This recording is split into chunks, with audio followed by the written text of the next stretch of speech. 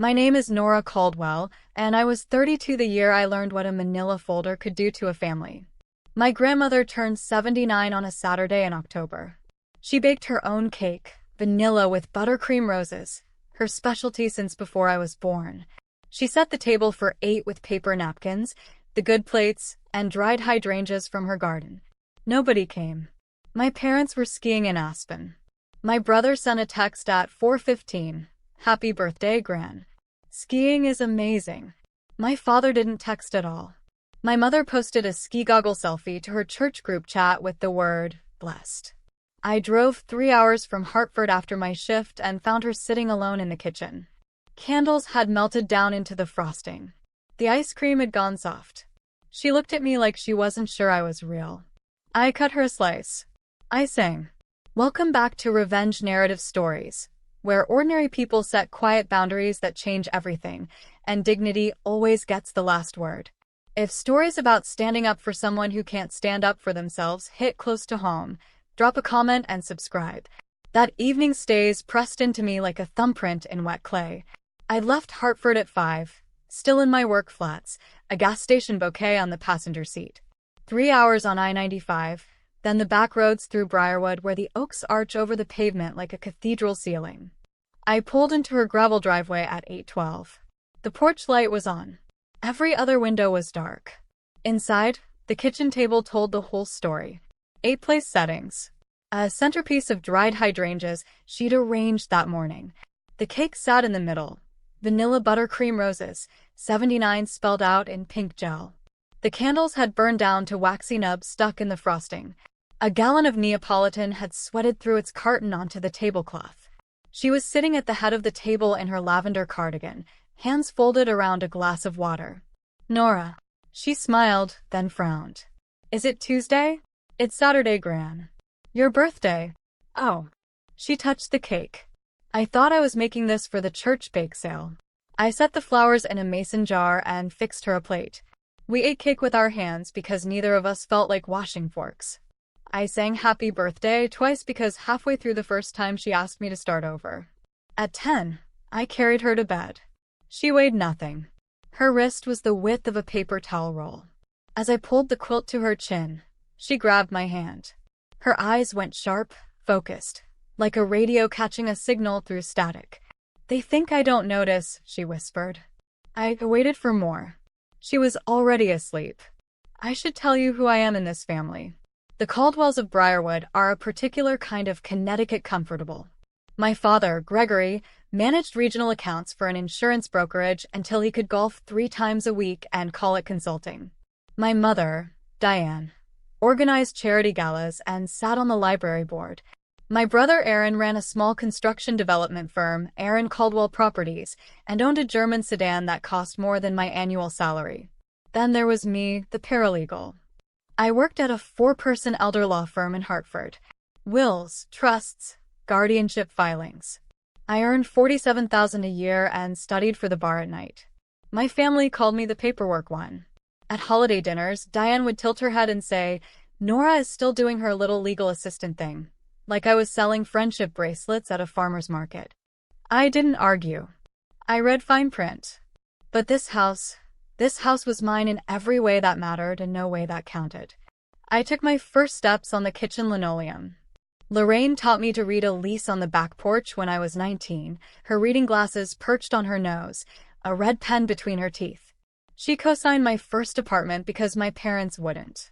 I slept in the guest room that night and lay awake tracing the ceiling crack I'd traced since I was 6. Around midnight, I got up for water. On the hallway shelf, behind a framed photo of the family, I found a business card. Brenda Voss, Boss and Dean Realty, with a handwritten note on the back. Comp value $680,000. Quick close possible. I put the card back. My hands were steady, but my stomach wasn't. Sunday morning, I scrubbed the kitchen while Lorraine dozed in her recliner. The cake went into Tupperware. The melted candles went into the trash. I wiped buttercream off the good plates and stacked them in the cabinet where they'd sit until whoever came to clear out the house someday. That thought landed wrong. I shoved it aside. At 10:15, someone knocked. 2 people stood on the porch. The woman was about 60, silver bob, wool coat, leather briefcase, professional. The man beside her was younger, maybe 40, carrying a notary seal in a zippered pouch. "Nora Caldwell?" the woman asked. "Yes. My name is Ruth Adler. This is my colleague, Nathan Pruitt. Your grandmother retained my firm 14 months ago." She held out a manila folder, thick, sealed with a wax paper flap. My grandmother's name printed on the tab in blue ink. "She asked us to deliver this to you personally. When the time came." "When the time came for what?" Ruth glanced at the recliner through the screen door. Her expression softened. "Come to my office when you're ready. Here's my card." She pressed it into my hand. "Don't discuss this with your parents before we talk." They were in their car and pulling away before I could form a second question. I stood on the porch holding the folder. It was heavier than it looked, maybe 40 pages. The seal had been signed across the flap in Lorraine's handwriting, looping and deliberate, the way she signed birthday cards and Christmas checks. My phone buzzed. A text from Diane, who was at the door. "Don't sign anything, Nora." I turned the phone face down and brought the folder inside. I sat at the kitchen table, the same table where the birthday cake had sat untouched the night before, and ran my finger along the sealed flap. Lorraine's signature crossed the seal. I recognized every curve. The capital L with its exaggerated tail, the double loop on the lowercase r. This wasn't a shaky mark. This was written by a woman who knew exactly what she was putting her name on. I broke the seal. Inside lay a stack of legal documents I recognized from work. A recorded deed, a trust instrument, a durable power of attorney, notarized witness pages, a physician's letter on medical letterhead dated 14 months ago. Clipped to the front, a handwritten note on Lorraine's personal stationery, cream paper, blue ink, the same deliberate script. "Nora, when they come for the house, open this. Everything you need is here. I love you. I'm sorry. It has to be you." I read the note 3 times. Each time the words "when they come for the house" landed harder. Not if. When. She'd known. 14 months ago. Before the forgetting got bad. Before she started calling me by my mother's name. Before the wandering, the stove left on, and the day she got lost driving to the post office 2 blocks away.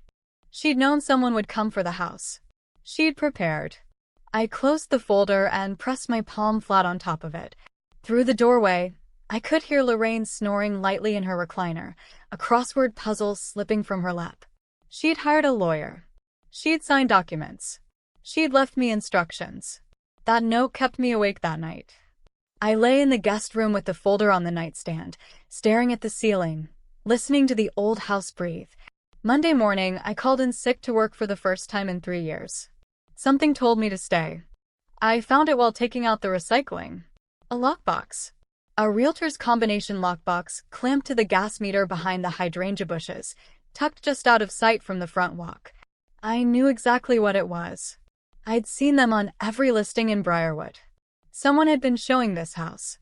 I went back inside and opened Lorraine's mail pile.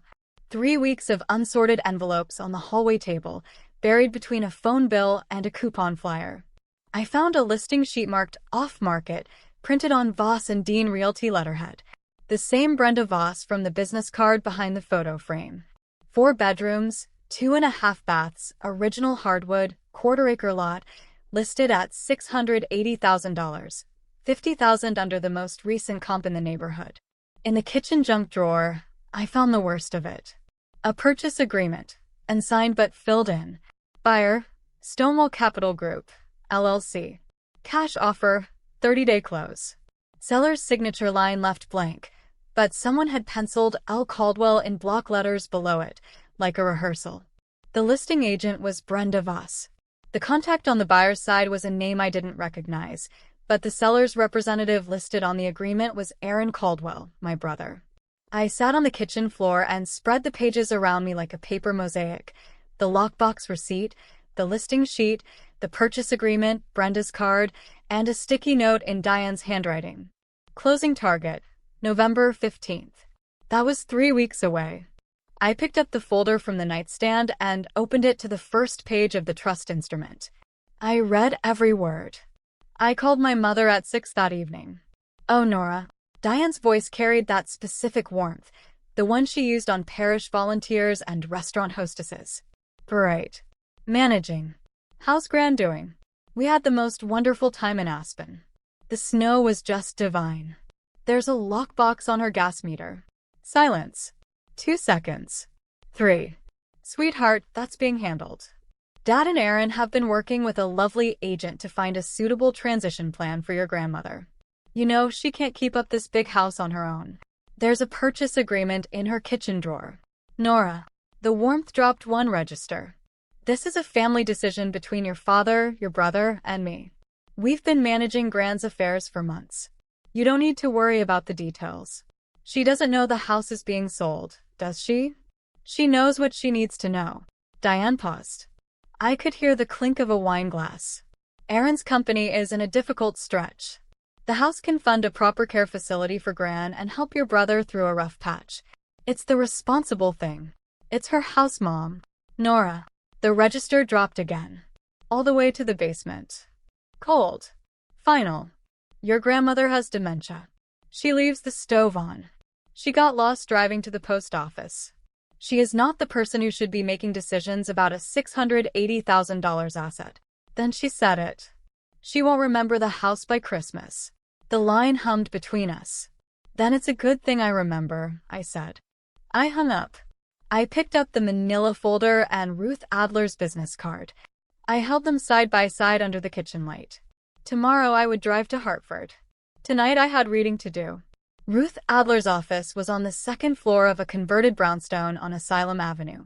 The waiting room had faded oriental rugs, framed diplomas from Yale Law, and a small brass sign that read Adler and Associates, Elder Law and Estate Planning. I'd called at 7:30 that morning.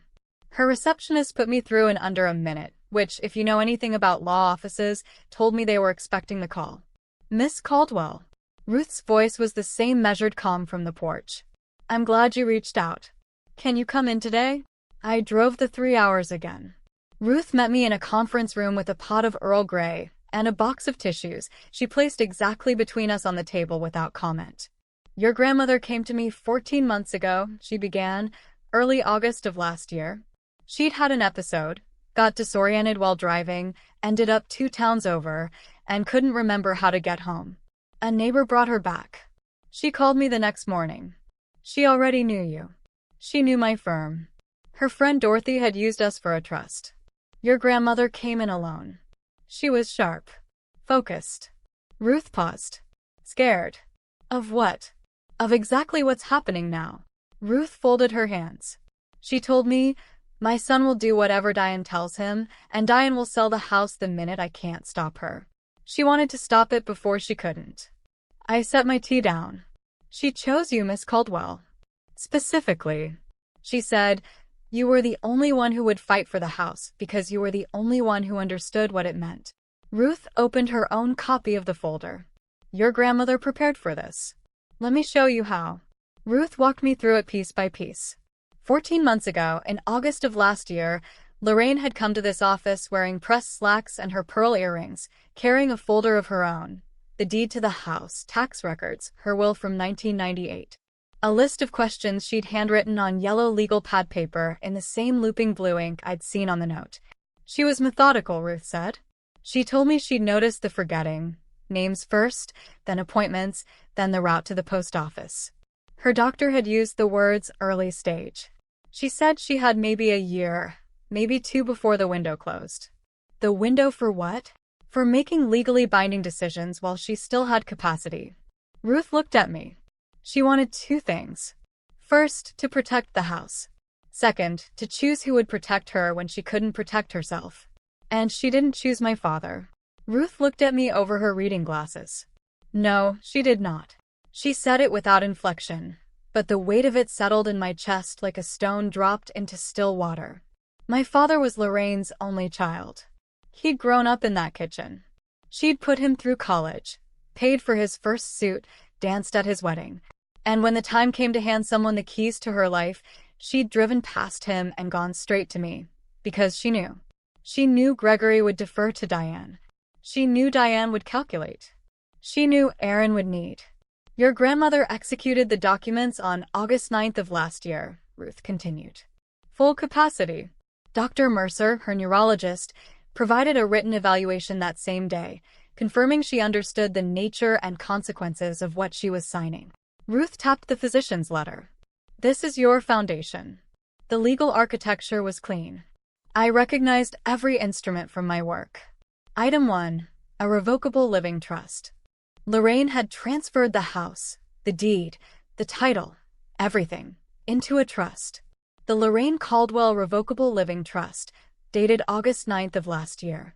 She remained the trustee while she had capacity. I was the successor trustee. If she became incapacitated, legal control of the house passed to me, not my father, not Aaron. Me. Item 2. A durable power of attorney. Lorraine had named me her agent for all financial and healthcare decisions. The durability clause meant it survived her incapacity. It didn't expire when she got sick. It activated. Item 3. The physician's letter. Dr. Mercer had examined Lorraine on August 9th and documented that she demonstrated full testamentary capacity. She understood what a trust was. She understood what a power of attorney did. She understood she was placing her house beyond the reach of anyone except the granddaughter she trusted. So the house isn't hers anymore? I said. Technically correct. The house belongs to the trust. Lorraine can't sell it as an individual. And under this trust structure, no one holding a personal power of attorney over Lorraine has authority over assets already transferred into the trust. Only the trustee can authorize a sale. And the trustee is you. Once Lorraine is determined to lack capacity? Yes. And based on what you've described, she left the stove on 3 times last month. She got lost 2 blocks from home. Ruth nodded. The successor trustee provisions are likely already active. Then she leaned forward. Miss Caldwell, there's something else you should know. If your family has had your grandmother sign anything recently, a new power of attorney, a listing agreement, while she lacked capacity, those documents may not be enforceable. She let that sit. They may have had her sign something newer. I drove back to Briarwood that evening. The house was quiet. The porch light was on, same as always.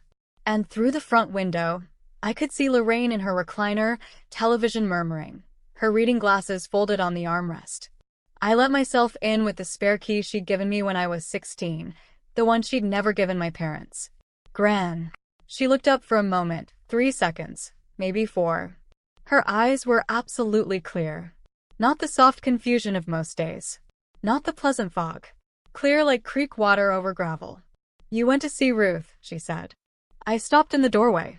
You remember Ruth? I remember enough. She picked up her reading glasses and turned them in her hands. I remember I was scared and I went to a lawyer and I told her what Diane would do. Did I get it right? I sat on the arm of the couch.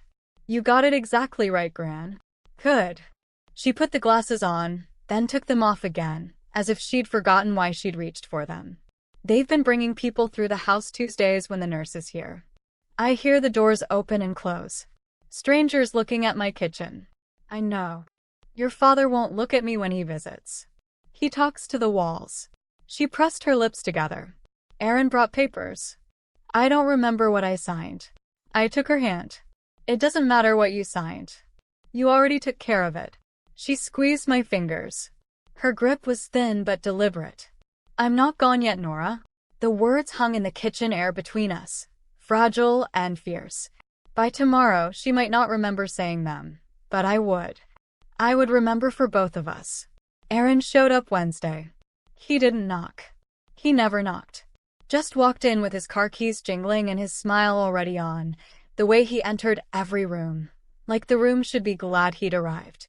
Hey, Nor. He kissed the top of my head. He smelled like cedar cologne and the leather interior of a $50,000 SUV. Checking in on Gran. That's sweet. I'm staying for a while. Oh yeah. He opened the fridge, helped himself to a LaCroix, and leaned against the counter like he owned the place. Taking some time off from the paralegal gig. He said paralegal the way you'd say hobby. Aaron, I know about the listing. His LaCroix paused halfway to his mouth. 1 beat. 2. Then the smile adjusted. Not gone. Just reclassified. Warmth to negotiation. Look, I know it seems fast, but here's the thing. The company's in a rough patch. I've got a balloon payment coming due in 8 weeks. $740,000. If I miss it, the bank takes everything. Every project, every contract, 3 years of work gone. So you're selling Gran's house. I'm helping the family manage an asset that Gran can't manage herself. He set the can down.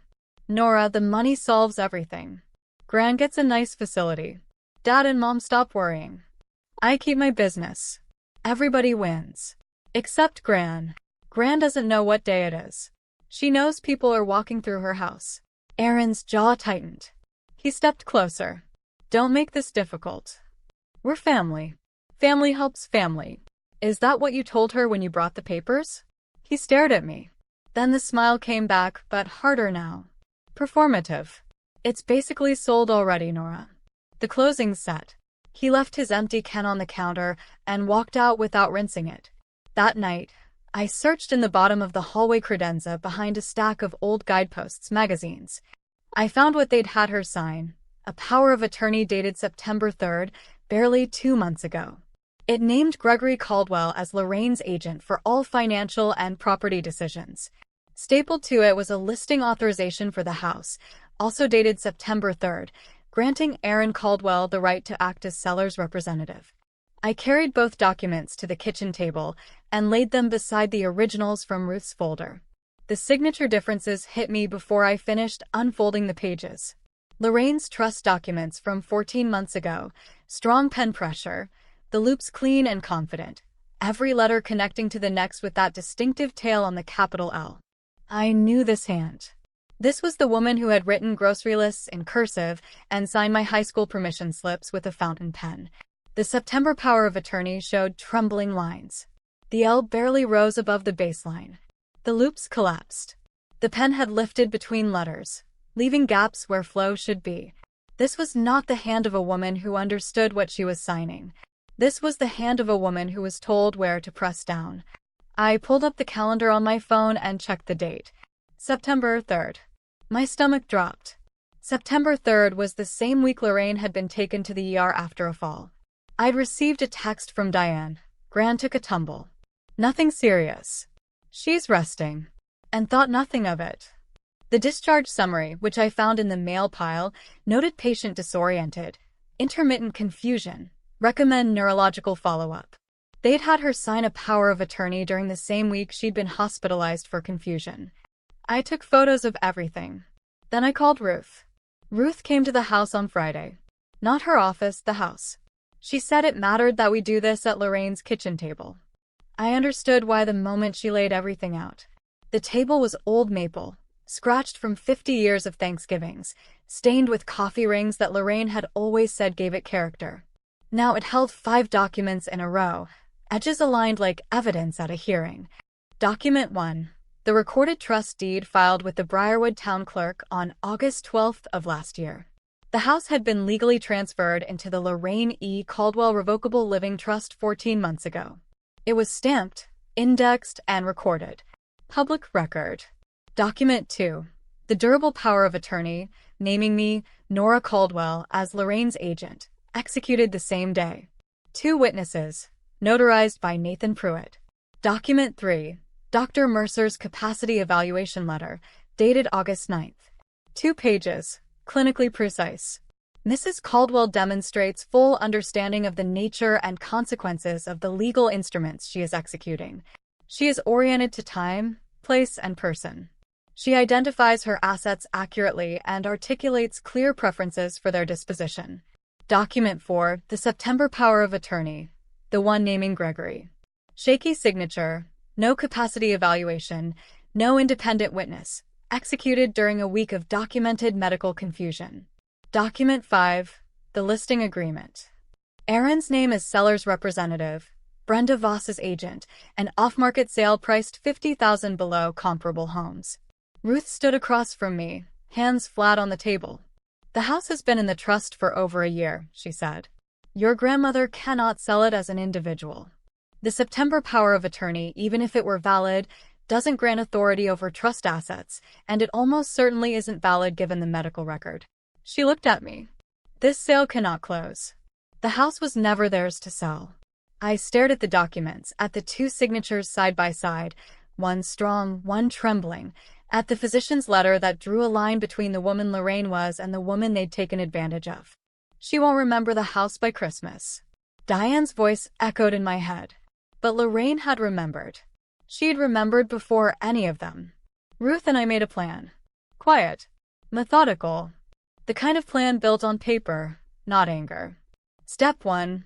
We needed a current capacity evaluation for Lorraine, something a court would accept to confirm that the September POA was signed when she lacked the mental ability to understand it.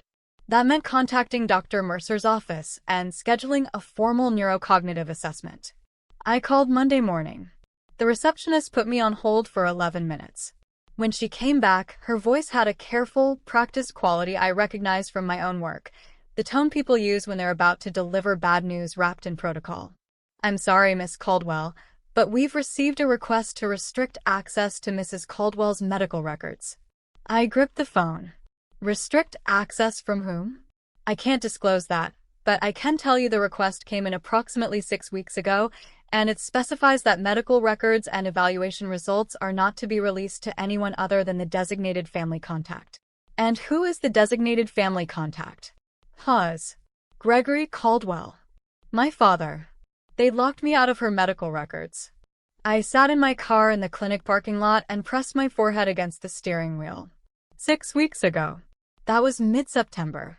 Right after they'd had her sign the power of attorney. They hadn't just gotten her to sign. They'd built a wall around her. I called Ruth. They restricted her records. Expected, Ruth said, not sounding surprised. We'll file a HIPAA authorization under the durable POA. Your POA predates theirs and names you as healthcare agent. The clinic is legally obligated to honor it. I'll send the paperwork today. 2 days later, I had the records. Dr. Mercer agreed to perform a current evaluation. The system works, I told myself. Slowly, but it works. Diane came to the house on a Thursday evening. She didn't bring flowers or food or any of the things you'd bring if you were visiting your mother-in-law. She brought a brochure. Maple Glen Assisted Living. She spread it on the kitchen table, the same table where Ruth and I had laid out the documents 3 days earlier. It's a beautiful facility, Nora. Private rooms, a garden, activities every afternoon. Gran doesn't want to leave her house. Gran doesn't know what she wants. Diane smoothed the brochure with both palms. Your father and I have been looking into this for weeks. If we transition her before Thanksgiving, we can have the house staged and listed by December 1st. I looked at her. She was wearing her church pearls and the cashmere scarf she'd bought in Aspen. You're staging the house for the buyer you already have. Diane's expression flickered. Just a flash. The briefest crack in the plaster. Nora, I know this is emotional for you. You've always been attached to this house, but your brother's company is in real trouble, and this family needs to pull together. By selling a 79-year-old woman's home out from under her. After everything I've done for this family, her voice cracked. Real tears or performative ones? I couldn't tell. And after 32 years, I'd stopped trying. The papers are already with the title company, she said. The closing is November 15th. This is happening, Nora. She left the brochure on the table. I almost walked away that night. It would have been easier. But if you've ever watched someone decide that an older person's worth came with an expiration date, you know exactly why I stayed. If this story is hitting close to home, type I see her in the comments and subscribe so you're here for what happens at the closing table. I had 9 days. The closing was set for November 15th at Capital Title Services on Main Street, 3 blocks from the Briarwood Town Green. Diane had booked it like she was booking a dinner reservation. Efficient. Final. Not open for discussion. I sat in Ruth's conference room the next morning and laid out the options. Option 1. File an emergency petition with the probate court to block the sale. It would work, Ruth was confident, but it would be public, slow, and expensive, and it would give Aaron and Diane time to scramble. Time to move Lorraine. Time to hire their own attorney. Time to muddy the water. Option 2. Let the closing happen. Walk in with the documents. Let the truth do what truth does when it meets paperwork that can't withstand it. If you show up at the closing with the recorded trust deed and the capacity evidence, Ruth said, the title company will do the work for you. They can't insure a title that's in dispute. They won't close the transaction. It ends in that room. And if they try to push through anyway, title officers are personally liable. No officer with a brain will record a deed they know is defective. Ruth took off her glasses and set them on the table. This is the quieter path. No courtroom, no filings, just documents on a table in front of witnesses. The buyer, the agent, the title officer, your family. They'll all be in one room, and the documents will speak for themselves. I thought about Lorraine's note. When they come for the house, she hadn't told me to go to court. She'd given me a folder. Let the documents talk, Ruth said. 9 days. I went home and started counting. Day 1 of 9. I filed a report with Adult Protective Services. I sat in my car outside the Briarwood Municipal Building and dialed the state elder abuse hotline. The intake worker was patient, precise, and completely unsurprised by anything I described. She had heard it before. Different names, same architecture. Ikeo Halifax. A 79-year-old woman with documented dementia. A power of attorney signed during a week of hospitalization. An off-market home sale priced below comparable value. A son profiting from the transaction. A daughter-in-law directing the process. We'll assign an investigator, the intake worker said. You'll receive a case number within 72 hours. Is there anything that expedites the process? You mentioned there is a closing date in 9 days. I'll flag it as time-sensitive. I thanked her and hung up. Then I sat in the car for a full minute watching 2 elderly women walk into the library across the street arm in arm, laughing about something. Normal. Safe. When I got back to the house, I found a voicemail from Ruth. Nora, something interesting came up. A caseworker told me informally that yours isn't the first report they've received on this situation. Someone filed an anonymous complaint about 6 weeks ago. They didn't follow up at the time because the complainant didn't leave contact information, but the file exists. 6 weeks ago. Right around the time they'd had Lorraine sign the September power of attorney. Someone else had seen what was happening. Someone who hadn't been brave enough to leave a name, but had cared enough to pick up the phone. I didn't know who. Not then. But the fact that the file already existed meant APS wouldn't be starting from scratch. The system was slower than anger, but it was building. Day 4. My father came alone. He pulled into the driveway in his 10-year-old Buick. Not the car he drove to church or the club, but the one he used for errands, the one nobody would notice. He sat behind the wheel for a long time before he got out. I watched from the kitchen window. His shoulders were hunched. He looked smaller than I remembered. He came in through the back door the way he'd entered this house since he was a boy. He didn't acknowledge me at first. He just stood in the kitchen and looked around at the cabinets his mother had refinished herself, at the window over the sink where she'd hung a prism that threw rainbows across the floor every morning. She used to sing in this kitchen, he said. His voice was barely above a whisper. Patsy Cline every Sunday morning. I remember. He sat at the table. He put his hands flat on the maple surface and I saw them shake. I know what you think of me, he said. I waited. I'm not. I didn't want this. Any of this. Errands in over his head. Diane says the house is the only way. And Mom, his voice broke, just barely. A hairline fracture in a foundation. Mom wouldn't want Aaron to lose everything. You could still stop this, Dad. He looked at me for 1 second. One awful trembling second. I saw the boy who'd grown up in this kitchen, who'd eaten cake off these plates, who'd been carried to bed by the same woman now sleeping in the next room. Then his phone buzzed. He glanced at the screen. Diane. He stood up. I should go. He left through the back door. He didn't say goodbye to his mother. I washed his coffee cup and put it away. Day 5. I bought a cake. Not a fancy one. A 6-inch round from the bakery on Elm Street, vanilla with buttercream because that's what she loved, and a single candle because 79 individual candles seemed like a fire hazard, and I wanted to make her laugh. I set it on the kitchen table at 3 o'clock. I put out 2 plates, 2 forks, 2 napkins. I made tea. Gran. Come sit. She shuffled in from the living room, reading glasses on top of her head, a crossword puzzle folded in her cardigan pocket. She saw the cake and stopped. Whose birthday? Yours. We're doing it over. She sat down. I lit the candle. She looked at the flame the way you look at something you're trying to hold in your mind, carefully, deliberately, Like if she stared hard enough, the moment would stick. Make a wish, I said. She closed her eyes. She blew. The candle went out on the first try. What did you wish for? She looked at me with those clear creek eyes. I wished you'd stay. We ate cake with forks this time. She told me about the hydrangeas she'd planted along the front walk in 1987, the year I was born. She told me the kitchen table came from her mother's house in Bridgeport, carried in on the back of a pickup truck in 1974, and that every scratch on its surface was a Thanksgiving she'd won. Then she put her fork down and leaned toward me. Don't let them take the table, she said. Quiet. Fierce. I won't, Gran. The table stays. I cleared the plates. I washed the dishes.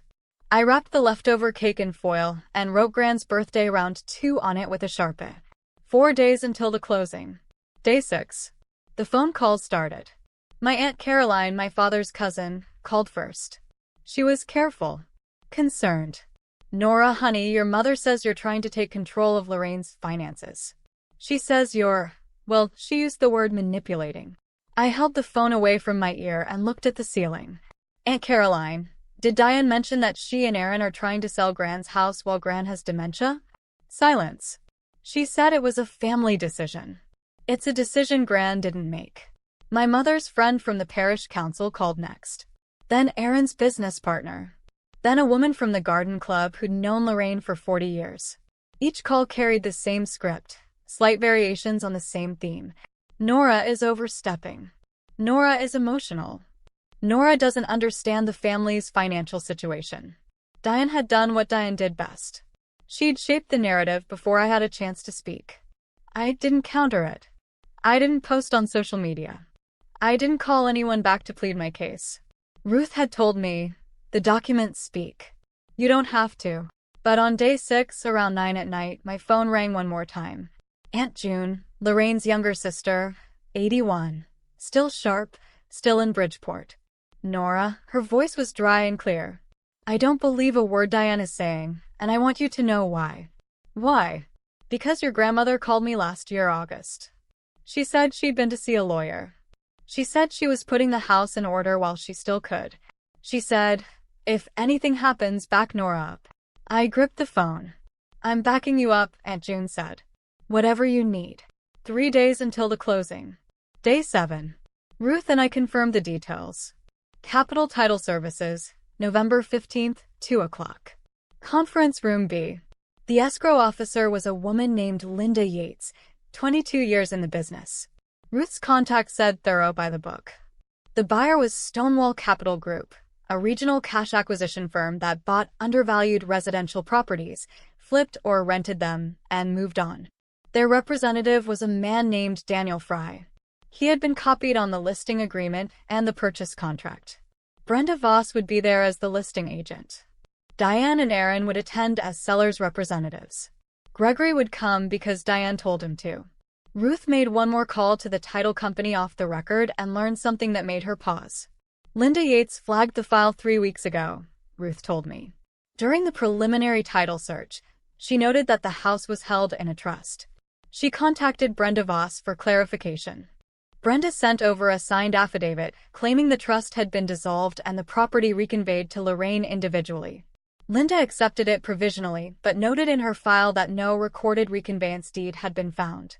The closing was scheduled as tentative, pending final title clearance. A clerical error, Brenda told her. The trust had been dissolved and the property returned to Lorraine's individual name. That wasn't true, of course. The trust was never dissolved. The deed was still recorded. The deal was already standing on cracked ice. Linda Yates had a flag in the file. Brenda Folschodlit. The recorded trust deed was public record. All it needed was someone to put the original on the table. Here's the thing about paperwork people underestimate. It doesn't raise its voice and it doesn't forget. If you've ever been the quiet one nobody took seriously, this next part is for you. Subscribe and stay with me to the closing table. 2 days left. Day 8. Everything was in place. Ruth would attend the closing as Lorraine's attorney of record, representing the trust.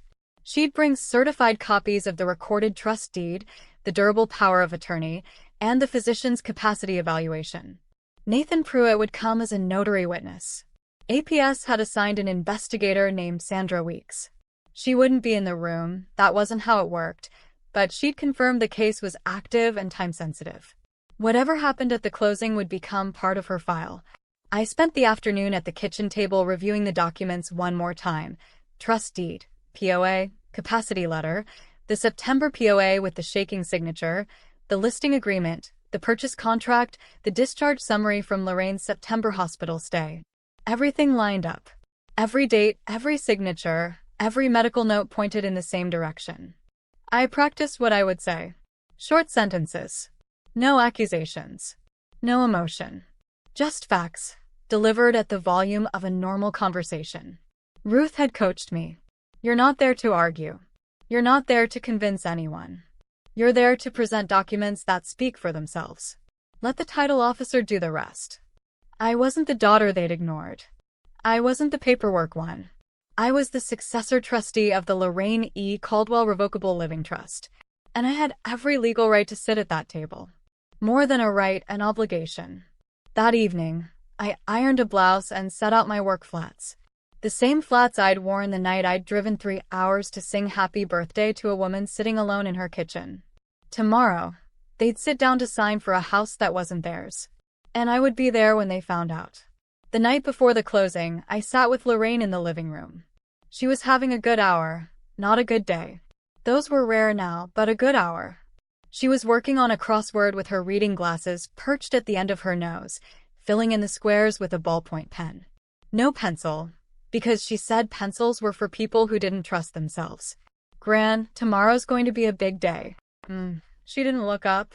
7 across. Legal instrument of protection. 5 letters. I smiled. Trust. She wrote it in. Smarty pants. I watched her hand.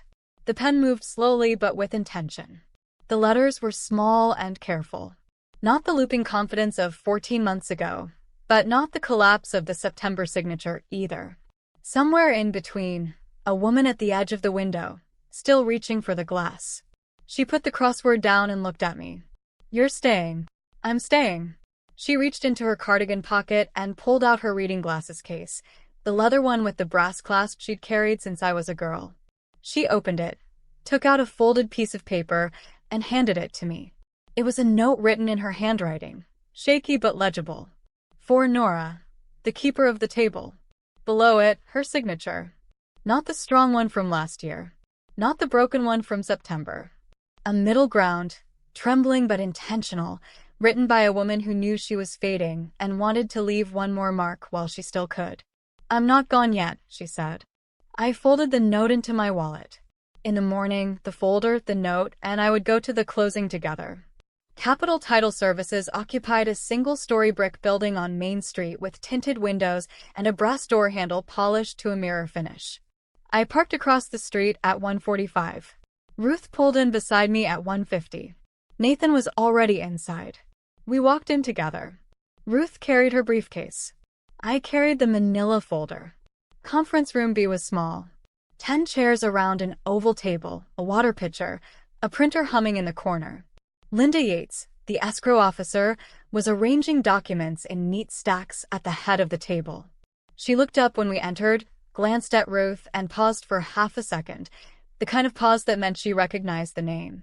Ms. Adler, I didn't see your firm listed on the transaction. I represent the Lorraine E. Caldwell Revocable Living Trust, Ruth said. We have documents relevant to this closing. Linda Yates's pen stopped moving. Before she could respond, the door opened behind us. Diane came in first. Cashmere blazer, church pearls. Her smile was already in position.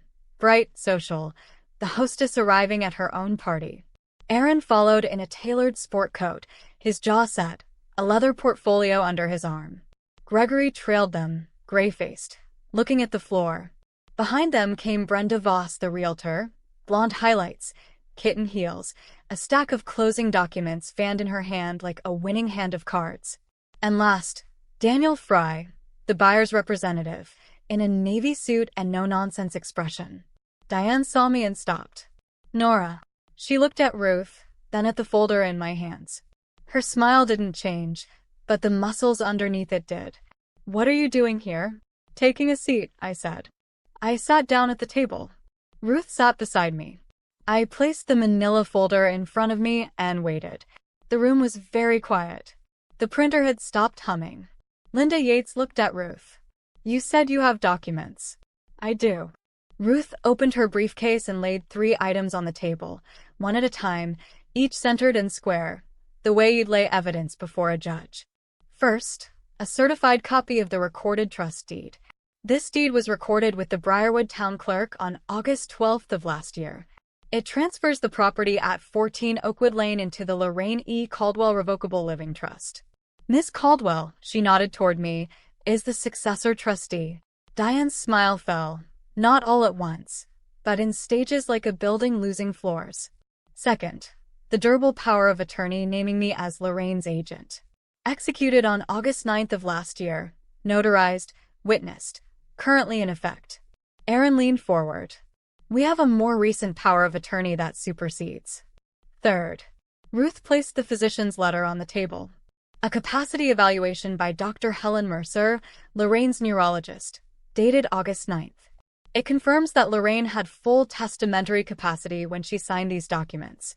I also have Dr. Mercer's current evaluation completed last week, confirming that Lorraine now lacks capacity, meaning any documents she signed after her cognitive decline, including the September power of attorney your family obtained, were signed without the legal competence required to make them binding.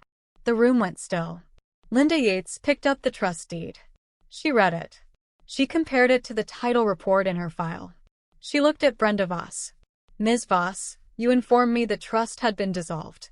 Brenda's face went white. I was told. "The trust was never dissolved," Ruth said. "The recorded deed confirms it. This property belongs to the trust. The sale cannot proceed." Linda Yates set the documents down, squared her shoulders, and said the 5 words that ended it: "I cannot close this transaction." She remembered. She remembered everything. Daniel Fry closed his portfolio. Brenda stared at the table. Aaron gripped the armrests of his chair until his knuckles blanched, and Diane looked at me like I'd pulled the house out from under her feet. The silence lasted 4 seconds. Then Diane broke it. This is ridiculous." Her voice climbed. She stood up, palms flat on the table, pearls swinging. "Nora is a paralegal. She has no authority. My husband is Lorraine's son, her only child, and he has a signed power of attorney. That gives him full control over a power of attorney signed by a woman who was hospitalized for confusion the same week," Ruth said evenly. "A power of attorney with no capacity evaluation attached. A power of attorney that, even if valid, does not grant authority over assets held in a trust. You can't do this." Aaron stood now, too. His voice wasn't Diane's theatrical escalation. It was raw. "I have a $740,000 payment due in 6 weeks. If this deal falls through, Mr. Caldwell, your financial obligations are not this office's concern," Linda Yates said. "This is my grandmother's house," I said. "This is the trust's house," Ruth corrected, "administered by the trustee your grandmother appointed. That trustee is sitting at this table." Aaron turned on me. "You're going to destroy this family." I looked at him. I kept my voice at exactly the volume I'd practiced. Conversational, steady. "You tried to sell a 79-year-old woman's home while she sat alone on her birthday eating cake nobody came to share. You had her sign documents during a hospital stay. You lied to the title company about a dissolved trust. And you're telling me I'm the one destroying this family." Aaron's mouth opened, then closed. His fists were clenched at his sides. Diane was crying now, loud, messy sobs. "After everything I've done." Gregory sat motionless. He hadn't spoken since he'd entered the room. He stared at the trust deed, at his mother's signature, and I could see him doing the math. She'd planned this. She'd gone around him. She'd looked at her only son and decided he wasn't enough. Daniel Fry stood. "I think we're done here." He nodded to Linda Yates and walked out. Brenda Voss was already gathering her things, avoiding eye contact with everyone. Ruth spoke into the quiet. "For the record, an Adult Protective Services investigation into the financial exploitation of Lorraine Caldwell is currently active. The September power of attorney will be formally challenged. Any further attempts to sell, encumber, or transfer trust property without the trustee's authorization will be treated as a legal matter. Diane stopped crying. She stared at Ruth, then at me, the tears still wet on her cheeks, but the expression underneath shifting from grief to something harder. "You'll regret this," she said. "When Aaron loses his company, when your father has nowhere to turn, when this family falls apart, you'll remember that you did this." I stood up. I picked up the manila folder and placed it in my bag. I looked at my mother, at the cashmere, the pearls, the tears she'd learned to deploy like weather. "You don't get to decide what she's worth," I said. Then I turned to Linda Yates. "Thank you for your professionalism, Miss Caldwell." Linda nodded. "I'll be documenting this closing as void and flagging the file. You'll receive confirmation by email." I walked out of conference room B. Ruth followed. Nathan held the door. The November air hit my face cold and clean, and I stood on the sidewalk for 10 full seconds before I remembered to breathe. Ruth touched my elbow. "You did well."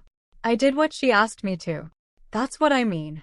I drove back to Oakwood Lane with the folder on the passenger seat, exactly where the gas station bouquet had been 9 days earlier.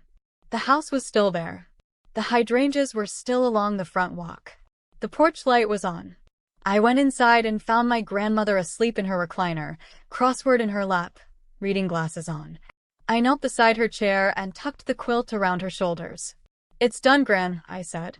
"The house is safe." She stirred. Her hand found mine. The same thin grip, the same paper towel roll wrist. Her eyes opened, cloudy at first, then clearing for just a moment. "Nora, I'm here. Did you keep the table?" I laughed. "A real one, the kind that comes up from somewhere deep and surprises you." "I kept the table." She smiled. "Small. Certain. Good girl." She closed her eyes. Within a minute, she was asleep again, her breathing slow and even, the crossword puzzle rising and falling on her chest. I sat on the floor beside her recliner and looked at the kitchen through the doorway, at the maple table, scratched and coffee-stained, still standing where it had stood since 1974. The folder was in my bag. The note was in my wallet. The house was in the trust. And for the first time in 9 days, the counting stopped. Here's what happened after. Aaron's balloon payment came due 8 weeks later, right on schedule. He missed it. The bank initiated foreclosure proceedings on his development projects, 3 half-finished townhomes in Glastonbury and a commercial lot in Wethersfield. Aaron Caldwell Properties filed for Chapter 7 bankruptcy in January. He sold the German sedan. Last I heard, he was working as a project manager for someone else's firm, making a third of what he had made before. He never called to apologize. Diane's standing in Briarwood fractured. Not all at once. Reputations erode slowly in small towns, but the story leaked. People talk. Aunt June talked. Linda Yates documented everything in the closing file. The church group chat, the one where Diane had posted her Aspen selfie, went quiet around her. She stopped attending the library board. She and Gregory moved to a condo in West Hartford in the spring. My father emailed me once in March. 3 sentences. I should have done more. I know that now. I'm sorry. I read it twice. I didn't respond. Some apologies are too late to be anything but a record of what a person knows they should have said. APS substantiated the complaint. Over the following 3 months, through 2 probate hearings that no one in my family contested, the September power of attorney was formally voided. The court appointed me as Lorraine's legal guardian and confirmed my role as permanent trustee of her trust. I deferred my bar exam. I took a leave of absence from the firm. I moved into the guest room at 14 Oakwood Lane, the one with the ceiling crack I'd traced since I was 6. And I became the person who made sure Lorraine Caldwell ate dinner, took her medication, and sat on the porch in the afternoons when the light came through the hydrangeas. It wasn't the career step I'd planned. It was the right one. On a Tuesday in April, I baked a cake, vanilla with buttercream, nothing fancy. I set it on the kitchen table, the table from Bridgeport, the one that had survived 50 years of Thanksgivings and 1 attempted theft. Lorraine came in from the living room, crossword in hand. "Whose birthday?" "Nobody's. It's Tuesday. We're having cake because it's Tuesday." She sat down. She picked up a fork. She took a bite and closed her eyes. "This is my recipe," she said. "It is good." She took another bite. "Don't change it." We ate in the kitchen with the afternoon light striping through the window. The prisms still hung above the sink, throwing small rainbows across the floor. The table held. A person's worth doesn't expire when their memory does. And the quietest love in a family is sometimes the only one keeping watch. That's my story. One empty party, one manila folder, and a grandmother who remembered first. If this reminded you to check on a loved one's directives, do it today. Share this with someone who needs to hear it. Drop a comment, subscribe, and I'll see you in the next one.